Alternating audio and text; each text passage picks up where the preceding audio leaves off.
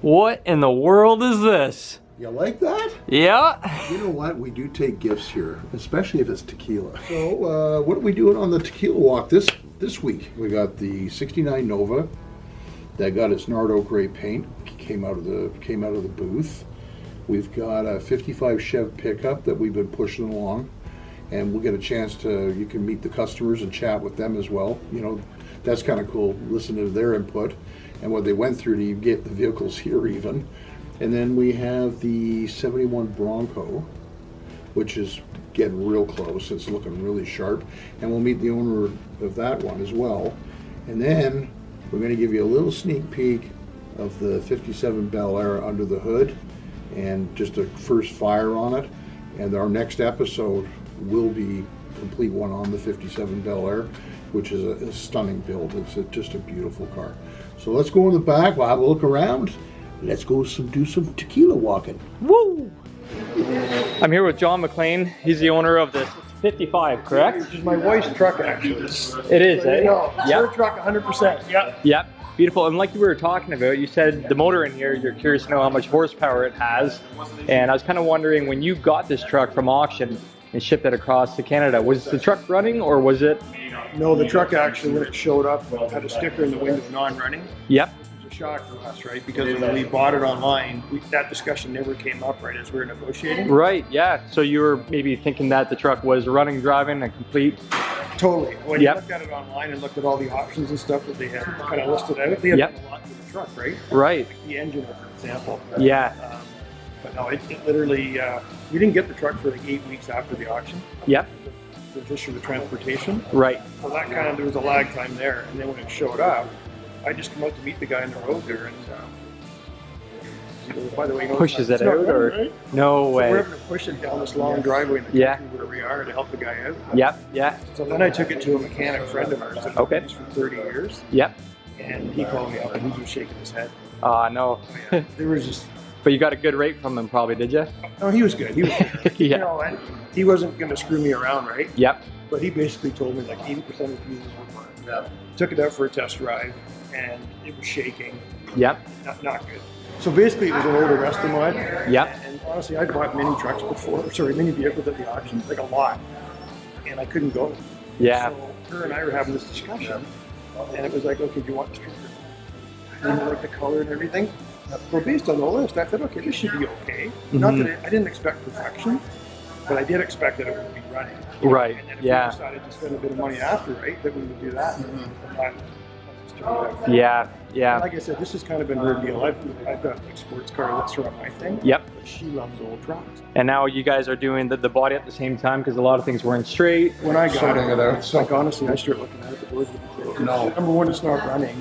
The doors don't line up at all. And I can tell there's body fielding like that. Yeah. Like between the fenders and the Did doors. I send you the pictures of the fenders? There's no strips in them? Because it was like cake. And you know what? Like, I walked around the corner when this truck first came in, and I said the exact same thing. I said, Dave goes, hey, have a look at this truck that just came in. I walk around, I go, oh man, that's a cool truck. Like, what are we doing? Some motor work to it? He goes, no, take a good look at it. Like, walk around. But, you know, you start noticing things, get it up on the hoist, more little things here and there. So we're starting to straighten it all out. And no, and honestly, you guys are great to work with and like just honest about, you know, this is your option. These are the options you can do, right? Depending on how much money you want to spend. Well, doing it this way will save a lot of money because normally our normal process, we take a whole truck and strip it right down to bare metal. The areas that are good, we're not monkeying with them. You know, that's why we went with the doors and stuff. We got to pull the glass out of it still because there's a huge problem there. Yep. That brand of glass that was real cheap. Yeah, it's terrible stuff. It's from China, and it's crap. The seals, the wind's gonna go. Yeah. Yeah. So Judy's here today. Carrie's just making the seat, the foam cut for it, and then we've already. Carrie will show you the pattern that they've got picked out. There's going to be a bit of a green piping to match. Yep. As close as we could get. So next up, we took the shifter out of the floor. We've got the other column to put in. We've got some monkey business. Right, because it had that big, crazy vibrating thing. It wasn't done properly. It was rattling on the floor. Yeah. It was to the floor, not the back of the transmission. We couldn't get it apart. Right. Yeah. The truck with the mechanic, he was trying to drive it up on it. We finally got it started. Yeah.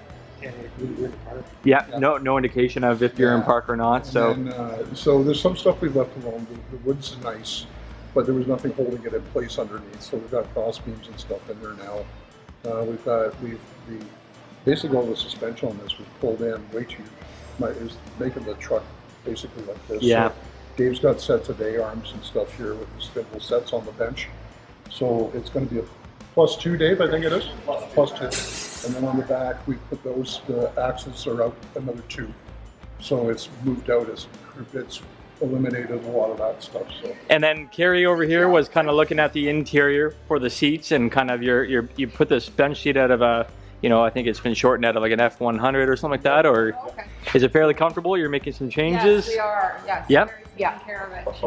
Are you happy with the way it's going to I think so. I think it's going to work. We thought we're tightening the springs at the top. So the top spring, so that way it allows her to lean back further. Yeah. And then that will give you the lumbar support. We got some sliders and stuff on it as well. So. And the 2-inch lift on it is a good height. Yeah. So is that where you're going to put it? Is just below the window lip?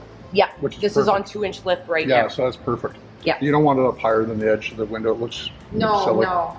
And you're probably pretty happy that you're going with a column shift now and not that big crazy shifter, right? Exactly. Yeah. Yep. Well, the beauty of this is the frame's been shrunk so that it's not interfering with the footwell in the side. So, most of them, they come out over the edge, and then you're trying to get in and you're catching stuff on it, and this way it's in a little tighter. It's narrowed. Narrower. And what did you shrink that down, Dave? 1 inch? 2.5 inches. 2.5 inches. So, Super cool. And what style stitching are you going to go with the piping on there too, or? Yes, I'm going with the piping, and I'm going with this sort of visible stitching. Cool. I like that. Yeah, and then a contrast green piping to match the truck around the seat base and the top of the seat. Really cool. Yeah. Awesome. You excited to see it green again? And Yes, yeah. I can't wait. Awesome. Get behind the wheel. Cool. Well, thanks for your time. So is this your first time seeing the Bronco with the interior in it? Yes. It is, eh? It is, Yep. And with fresh paint on it too, I gotta say. Yeah. That's awesome. yeah, we still got some polishing there, actually. Yeah. It looks really good. Yeah.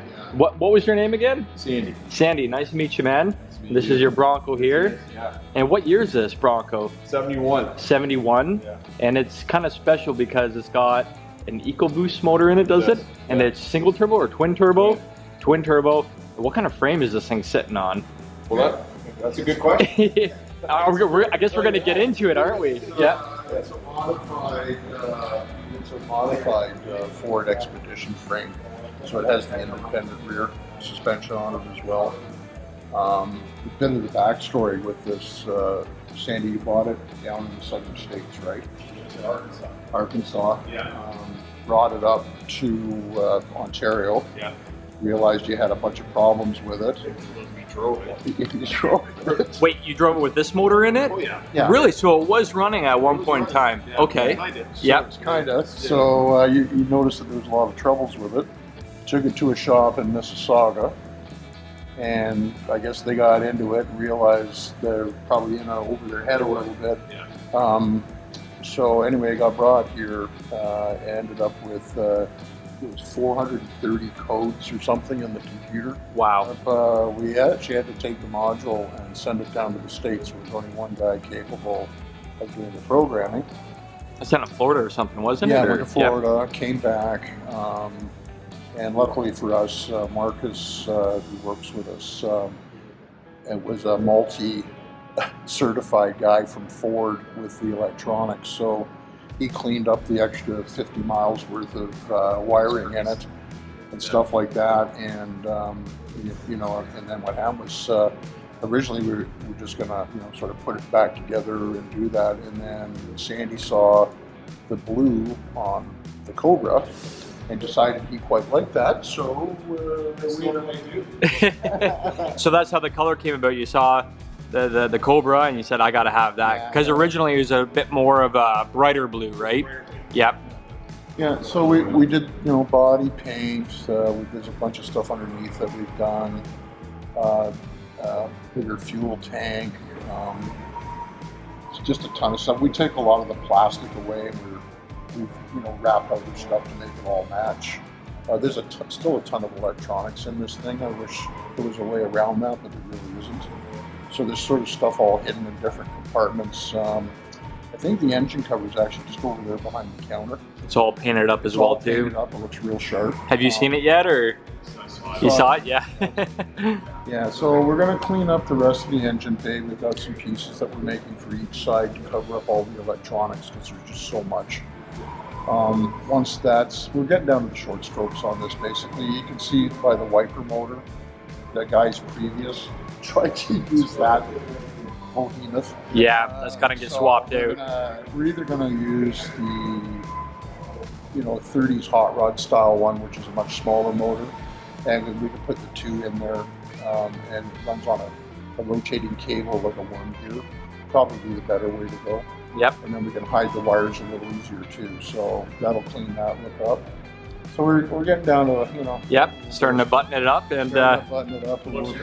yeah, we won't take up too much of your time. We'll let you visually take it all in and go over all the little details. And You want to get that on camera? what's that? Hug Gary, yeah, give him a big hug if you want, yeah. So what do you think? Pretty luxurious? Spectacular. Spectacular. It's nice to see how these pieces all came together. Yeah. This was done in a different shop. Yeah. They come together and it's just spectacular. That's the best part. After paint, you get to put on all the emblems, the interior, and the final details, right? So, what got the carpet? Yes.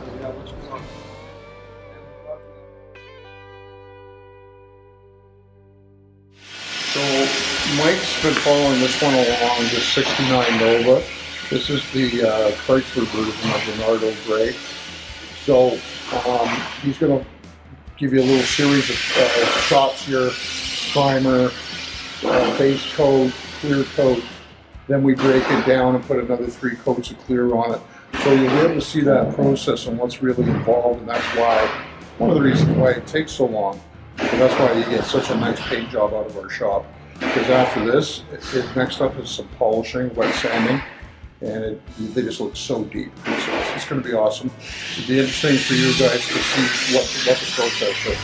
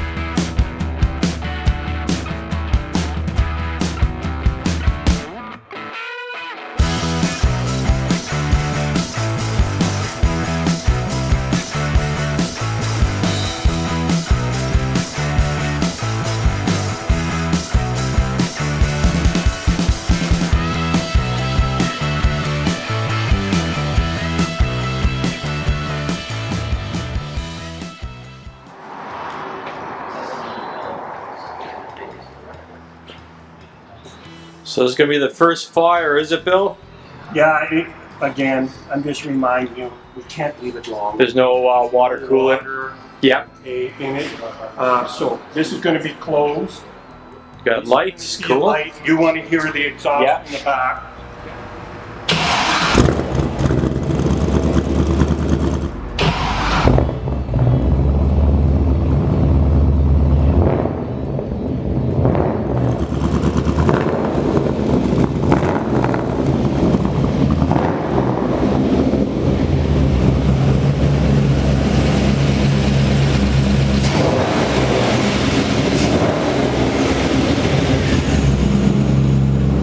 Sounds good.